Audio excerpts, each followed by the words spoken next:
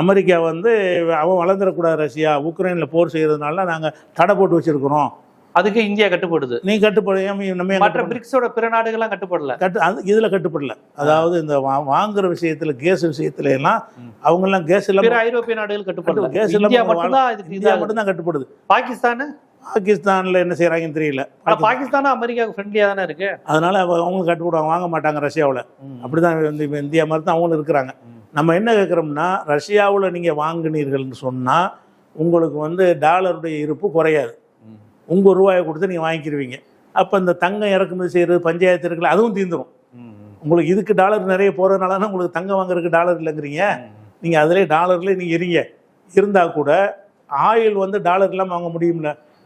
Oil வாங்குவதற்கு dollar இல்லாமல் உங்கள் நாட்டு ரூபாயில் வாங்குவதற்கு வாசல் திறந்துருக்குது. நீங்கள் அதுக்கு வந்து ரூபாயில் வாங்கினீங்கன்னு சொன்னால் டாலரு மிச்சமாகும், உங்களோட டாலர் இருப்பு குறையாது.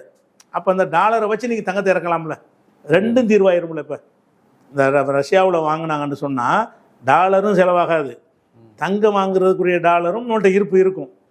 அப்படி ஒரு வாய்ப்பு இருக்கும்போது ரெண்டையும் தீர்க்கக்கூடிய ஒரே இடம் இதுதான் இருக்குது.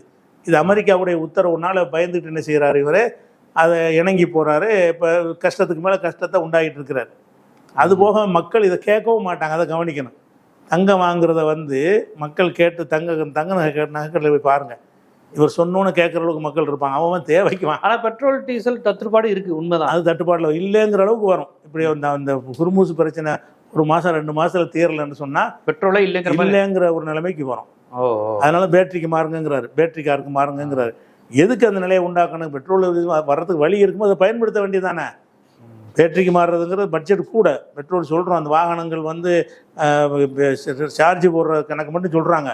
அதெல்லாம் கொஞ்ச நாளில் வீணாக போயிடும். அந்த பேட்டரி எலக்ட்ரிக் தான் அடிக்கடி செலவு ரொம்ப ஜாஸ்தியாக, மெயின்டெனன்ஸ் அதிகமாக வரும். அதனால் இந்த பெட்ரோல் தான் நமக்கு சரியான தீர்வு. அது கிடைக்க வழி இருக்குல்ல, நீங்கள் அதை பயன்படுத்த மாட்டேங்கிறீங்க.